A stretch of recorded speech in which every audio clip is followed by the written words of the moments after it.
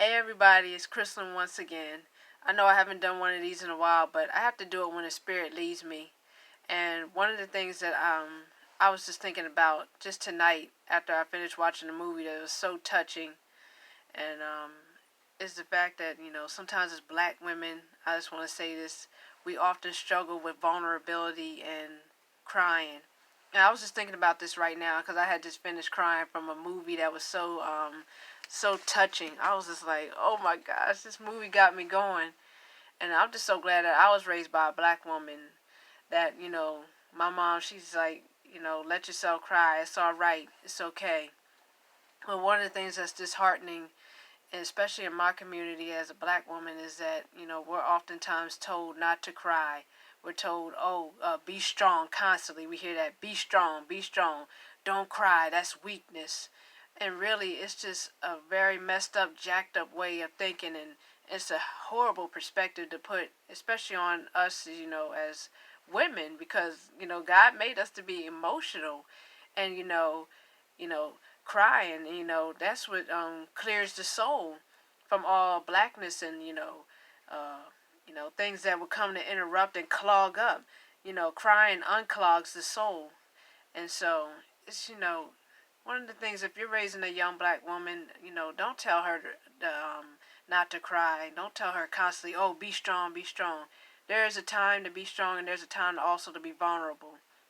Because sometimes, we want to try to say, oh, don't act like the victim. But you know what, truth be told, sometimes we are the victim. You know, in our community, so much has happened to us and so much has gone on. You've been raped, you've been molested. You are the victim. And it's okay for you to have that feeling to cry and want to get it out. Because you know what, sometimes that's your only therapy. Not everybody can, go and see a therapist. But you know what? Sometimes your therapy is crying and getting in the presence of God and allowing Him to hold you and mold you and just allow you to let it out. Some of us, we got to speak it, and we also got to just tear it up and just let it all come out. Because sometimes that's where especially in the black community, African American community, a lot of diseases, come up. All these other diseases we probably won't even have to go through, like high blood pressure and what is it? High blood pressure. What is it? And many other diseases of the heart that us African Americans tend to go through. And it's like, okay, of course, besides having a good healthy diet, maybe crying and letting some stuff out that has hurt you in the past, and past pain that has hurt you and killed your soul, can also free you up from some of those diseases too, and certain mental illnesses that the devil wants to take us to. You got to allow yourself to go there and cry. And I'm speaking particularly to us as black women in the African American community. I'm telling you as a black woman myself that it's okay to cry. It's okay to let it out. Sometimes that I'm not saying we should adopt to a victim mentality. I'm definitely not condoning that, because we all have to take responsibility and ownership for our own actions in life. But what I am saying is that if you've been victimized, if you've been hurt, raped, heartbroken, done wrong, played and done dirty, it's okay to say, you know what, I'm angry. I need to cry. I need to let this out. I need to get in God's presence and talk to Him about it so He can give me the proper perspective and give me healing from my heart. I kind of like, it came to me as I was thinking about this. When you get to that space, treat it like a raggedy Motel 6. You stay there for a day, maybe 2 days, but don't stay there in that space. Of course, you go there because you need that place of refuge for a second to let it out and to cry. But don't stay there in that space. Don't stay there in that victim mentality. But sometimes receive the fact that you are the victim. Sometimes you have been hurt, you have been done wrong, you have been molested and raped, and it's okay to cry and let that out, let that pain go. And then as you let that pain go, you find yourself having some joy, smile, because you know what, you've loved yourself enough to allow yourself to go to that vulnerable space. And if you can't be vulnerable with yourself, it's going to be really tough for you to be vulnerable with somebody else. You can't be vulnerable with nobody else if you're not vulnerable with yourself first.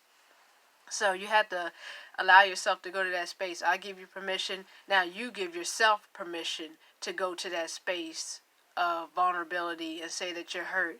Cry it out. Let it go. And that's where you'll find forgiveness, self-love, self-acceptance, because you have to love yourself first in order to love somebody else.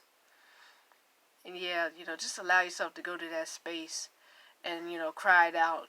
Pray it out and talk to the Lord. That's what he's there for. He's there to keep and comfort you and, guide you through and just give you a new perspective on life, and allow yourself to, like I said, just allow yourself to go to that space. You have a right to. You have a right. And don't stay there in that space, don't stay there forever. You can go to that space, but then, come on out of it. But yeah, that's my prayer for all of us tonight, that you would, allow yourself to go to that space and cry. In fact, I'm going to just pray a quick prayer right now. Father, in your name, Jesus, allow people to, especially my community of black sisters, to go to that space of, allowing yourself to cry and let it out and be vulnerable. Lord, gift us with the gift of vulnerability. Gift us with vulnerability, Father.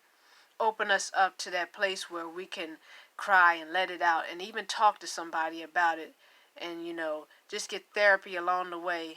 We understand it better by and by, but set us free along the way and give us the gift of, your presence, being with us, and vulnerability. I pray that prayer for all of us in Jesus' name. But be blessed, sis. Allow yourself to cry and go to that space. You have a right. You have been victimized, and it's okay to receive that, but don't stay in that space. Treat it like a Raggedy Motel 6. You stay there for a day, maybe 2 days, but don't stay there in that space. But allow yourself to go there. I give you permission. Now give yourself permission. Love you much.